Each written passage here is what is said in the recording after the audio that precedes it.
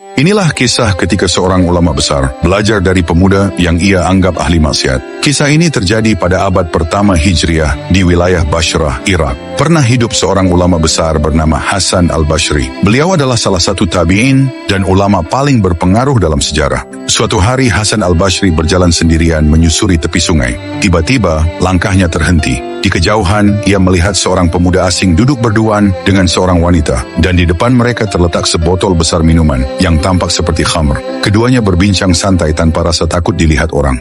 Hati Hasan al-Bashri terasa miris.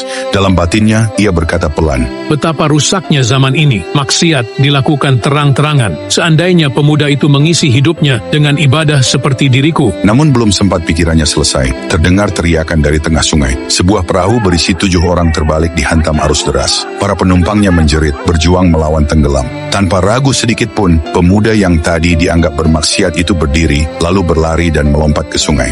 Ia berenang melawan arus, bolak-balik dengan tubuh penuh tenaga. 1 orang, 2 orang, hingga 6 nyawa berhasil diselamatkan. Tersisa 1 orang lagi, hampir tenggelam, terbawa arus. Dengan napas tersengal, pemuda itu menoleh ke arah Hasan al-Bashri dan berseru, "Wahai Imam, aku telah menyelamatkan 6 orang atas izin Allah. Sekarang selamatkan 1 orang yang tersisa itu dengan kemampuanmu." Hasan al-Bashri terdiam, ia tak mampu berenang. Setelah semuanya selamat, beliau mendekati pemuda itu dan bertanya dengan suara gemetar, "Wahai anak muda, siapakah wanita di sampingmu itu? Dan apakah sebenarnya yang ada di dalam botol itu?" Pemuda itu menunduk hormat lalu berkata, "Wahai Syekh, wanita itu adalah ibuku sendiri. Dan botol yang engkau sangka khamr itu hanyalah air putih." Seketika Hasan al-Bashri jatuh tersungkur. Air matanya mengalir deras. Ia menangis karena merasa paling suci dan telah merendahkan hamba Allah yang lain. Beliau memegang tangan pemuda itu sambil berkata, "Sebagaimana engkau menyelamatkan 6 orang dari tenggelam di air, selamatkanlah aku yang tenggelam dalam lautan kesombongan dan prasangka." Pemuda itu menjawab lembut,